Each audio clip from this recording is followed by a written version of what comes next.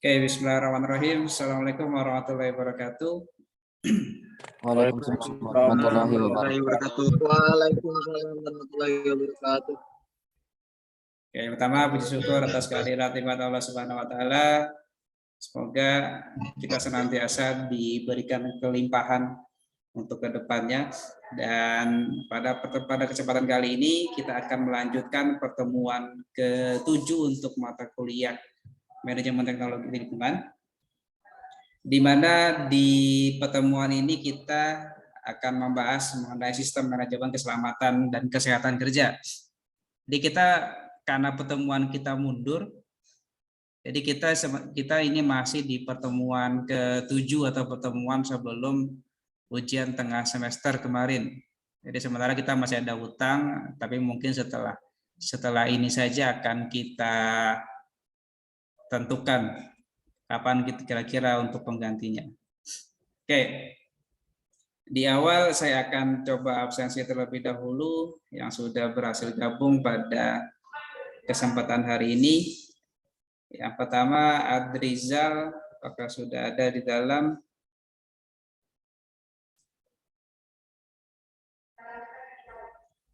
Adrizal ada? Tidak ada respon, saya lewat ya. Aliza? Aliza ada, Aliza? Ardi Maulana? Hadir, Pak. Oke, Ari Ramadhani?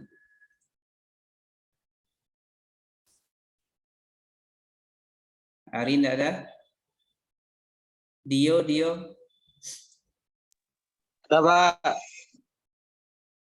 Ada dia? Ada, Pak. Ada, oke. Drisna Elnia?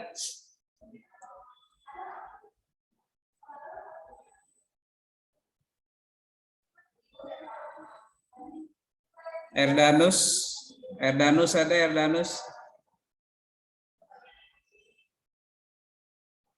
Erdanus tidak ada.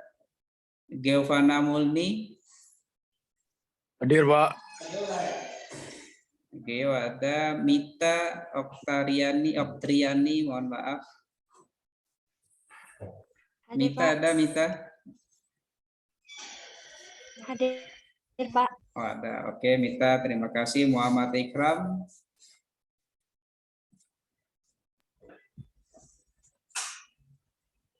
Muhammad Ikram ada? Ada. Wira Disaputra? Hadir, Pak. Hadir, Pak. Wira, Pak. Oke. Muhammad Rizky? Hadir, Pak. Oke. Willy Pangeran? Willy belum. Nabila?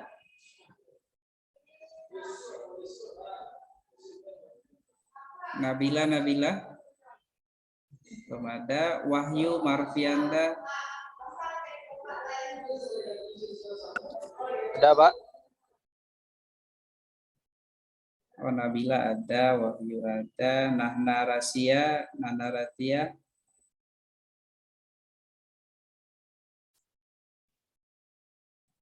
Nahna belum. Nelma? Hadir, Pak.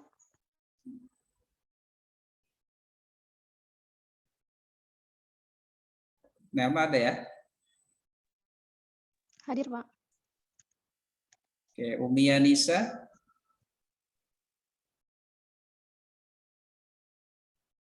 Belum. Reza Devita Sari? Retno Sarma? Retno ada, Retno? Triwahyudi? Regi? Rian? Hadir, Pak. Oh, yang ada. Rozi Saputra?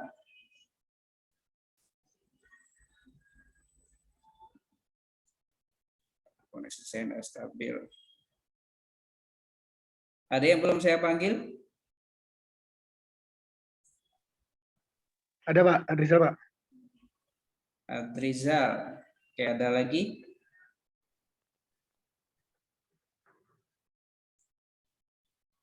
Sudah semua ya? Oke, sengaja yang sudah masuk lebih dulu yang saya absensi sebagai penilaian di awal. Kita langsung mulai presentasinya. Jadi silakan kalau nanti hilang suara saya atau tidak jelas silakan bisa disampaikan saja ya. Jadi pada kesempatan kali ini kita akan membahas mengenai SMK 3 terkait dengan ISO-nya, terkait dengan ISO 14001 tahun 2018.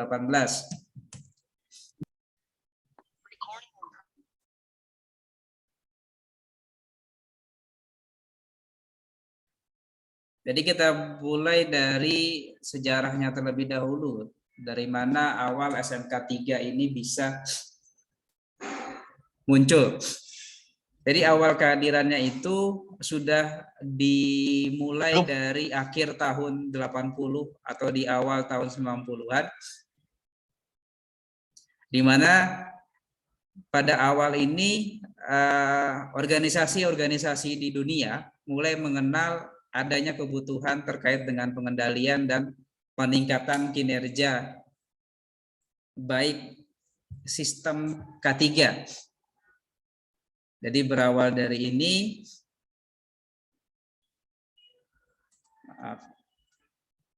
muncullah yang dikatakan dengan OHSAS atau Occupational Health and Safety Assessment Series. Jadi yang berawal dari dibentuknya project group, jadi project group OHSAS di sini, yang pada akhirnya mengeluarkan 2 dokumen yang terkait dengan persyaratan dan pedoman, di mana nanti ada 18.001 untuk yang persyaratan dan 18.002 untuk yang pedoman. Yang nantinya yang 18.002 ini yang dijadikan sebagai dasar oleh beberapa negara-negara di dunia terkait dengan bagaimana sistem K3-nya. Bagaimana sistem manajemen K3-nya. Yang mana OHSAS 18.001 ini awal mulai tahun 1999. Suaranya pecah, Pak. Mau nggak terdengar, Pak? Ya, suaranya tidak kedengaran, Pak.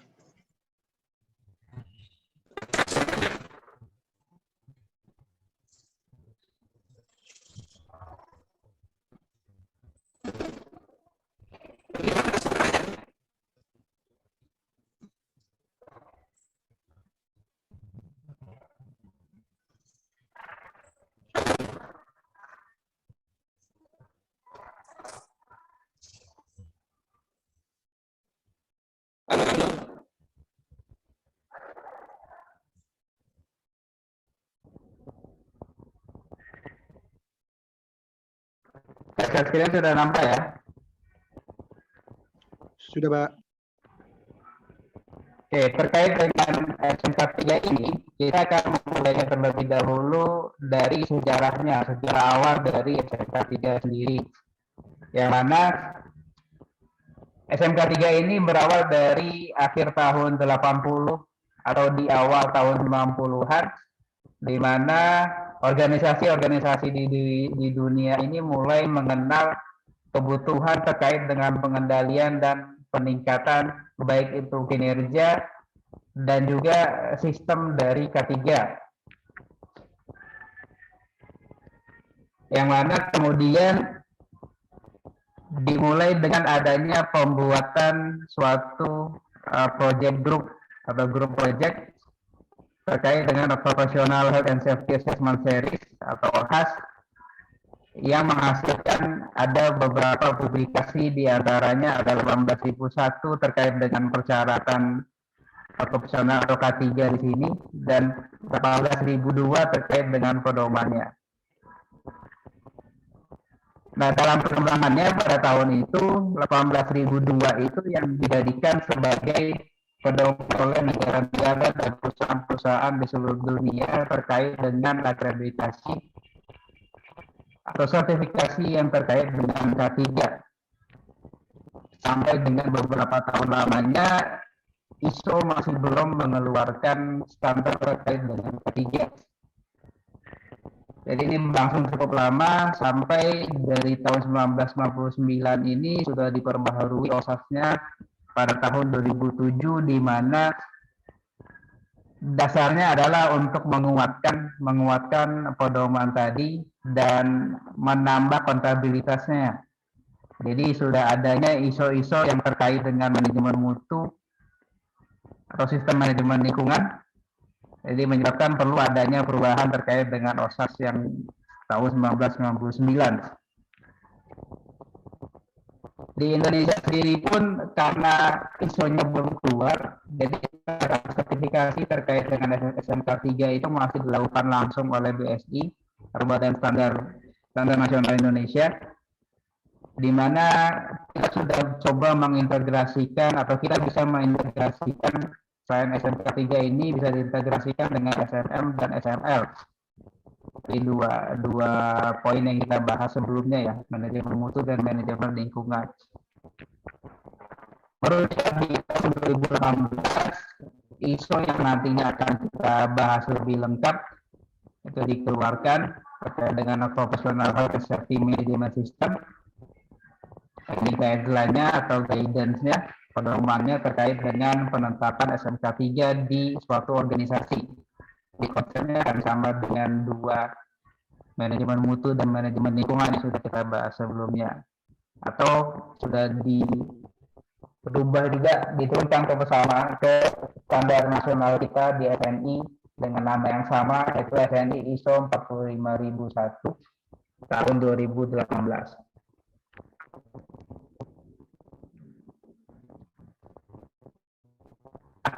Dari ISO tersebut,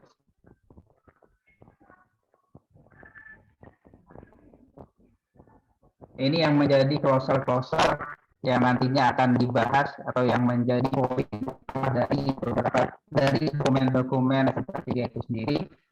Jadi mulai dari ruang lingkup, pengertian aturan normatif, kemudian konteks organisasi, kepemimpinan dan partisipasi kerja, sampai dengan perbaikan berkelanjutan. Jadi ini beberapa atau klausal yang terdapat di dalam ISO 45001.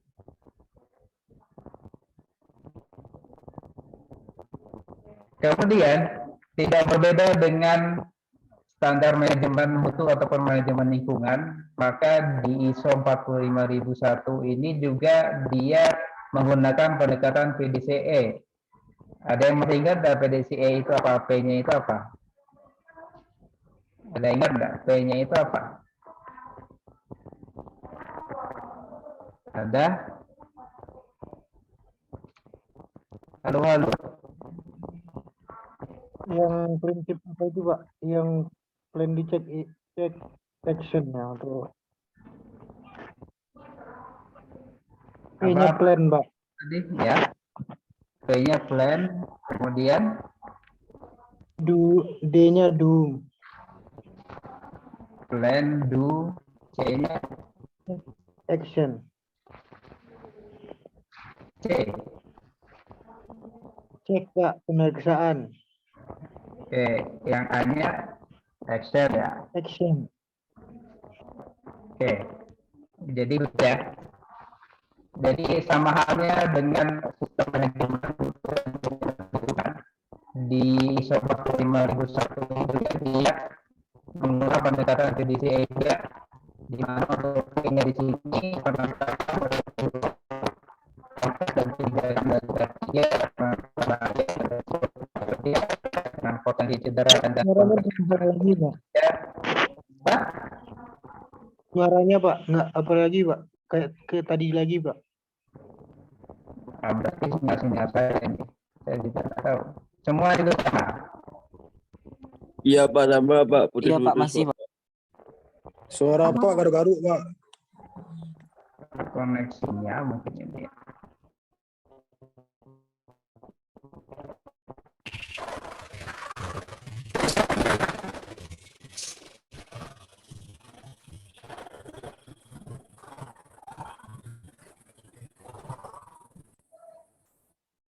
Kalau yang ini bagaimana? Sudah bagus, Pak. Gimana? Sudah mendingan, Pak. Oke, kita coba pakai yang ini aja ya.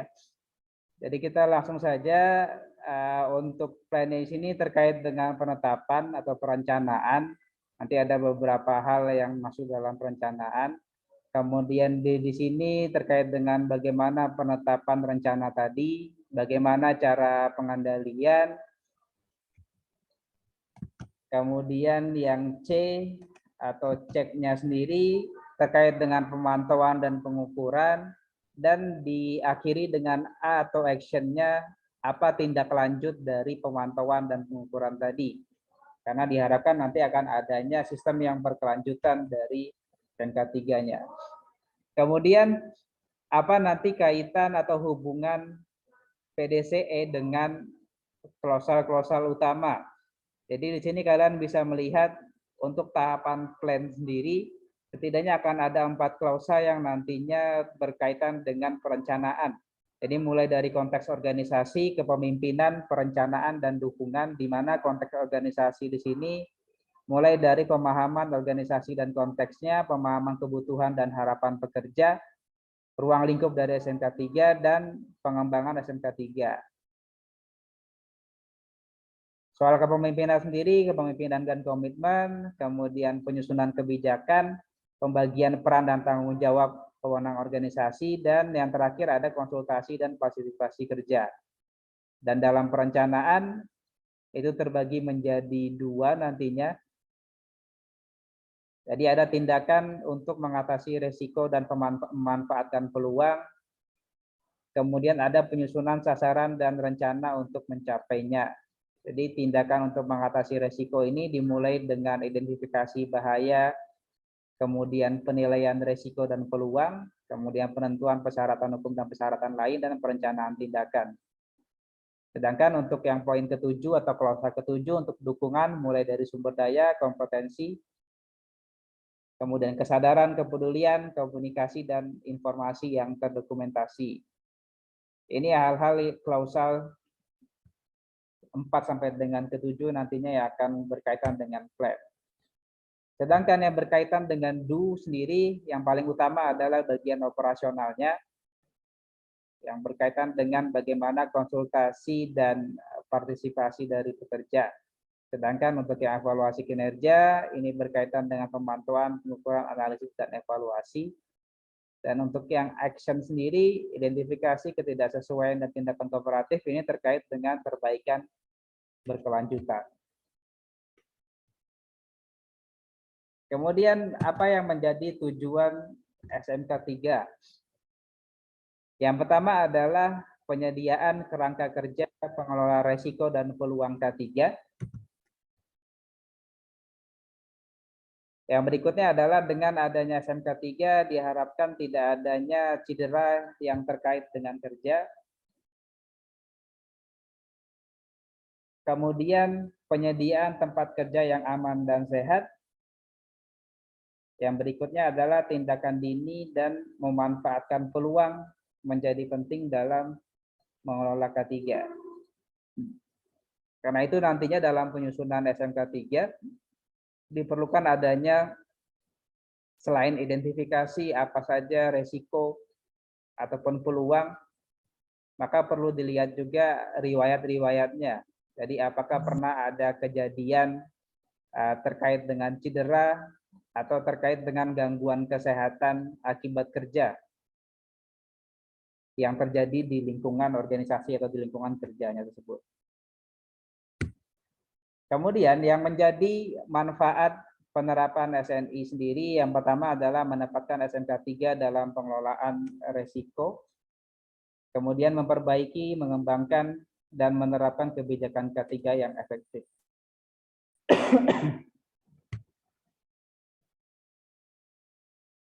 Kemudian apa saja dokumen-dokumentasi yang perlu disiapkan? Ada 2 setidaknya dokumen utama. Yang pertama ada dokumen wajib. Ada banyak sebenarnya dokumen wajib yang dimulai dari ruang lingkup SMK3. Ini sesuai yang ada di klausal 43 sampai dengan nanti ada bukti hasil perbaikan berkelanjutan yang terkait dengan klausal 10.3. Selain dokumen wajib juga akan ada dokumen tidak wajib, mulai dari prosedur penentuan konteks organisasi sampai ke nanti prosedur perbaikan berkelanjutan. Masing-masing juga akan berkaitan dengan klausulnya. Klausulnya sendiri mungkin akan secara singkat saja saya bahas, yang mulai dari konten atau konteks organisasi itu sendiri. Jadi dari klausal 4, di klausal ini memberikan bagaimana kita mendefinisi konteks organisasi, kemudian dengan adanya konteks tadi kita gunakan untuk memahami apa tujuan dari organisasi itu sendiri. Konteks organisasi sendiri adalah pertimbangan utama yang harus diambil ketika mengembangkan dan mengimplementasikan pernyataan misi ketiga, kebijakan ketiga, dan sasarannya.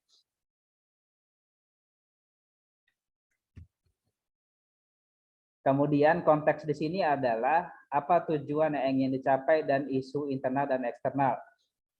Jadi dalam penetapan SMK 3 ini nantinya tidak bisa terlepas dari apa tujuan yang ingin dicapai oleh organisasi. Jadi saya ambil contoh untuk di institusi pendidikan misalnya dengan ada tujuan ABCD, maka dia tidak bisa melepaskan adanya kebutuhan untuk penjaminan K3 untuk di lingkungan kerjanya sendiri. Jadi dalam hal ini konteks organisasi ini menjadi satu hal yang penting dan bisa jadi perlu ada penyesuaian konteks atau tujuan yang ingin dicapai oleh suatu organisasi sebelum bisa menerapkan SMK 3-nya. Kemudian juga pengembangan tujuan yang ingin dicapai tadi juga harus berdasarkan apa isu-isu yang berkaitan dengan pihak-pihak internal ataupun pihak-pihak eksternal yang terkait dengan organisasi tersebut. Jadi sebelum saya lanjutkan, organisasi di sini pembahasan secara umum ya sebenarnya ya. Jadi organisasi ini bisa jadi institusi pendidikan, bisa jadi fasilitas kesehatan, bisa jadi suatu bentuk industri, apakah itu kecil sampai yang industri yang besar, apakah di sini menghasilkan suatu produk dalam bentuk jasa atau dalam bentuk suatu produk, ini juga masuk di dalam konteks organisasi di sini. Jadi semoga nanti tidak bingung ya dalam pembahasannya.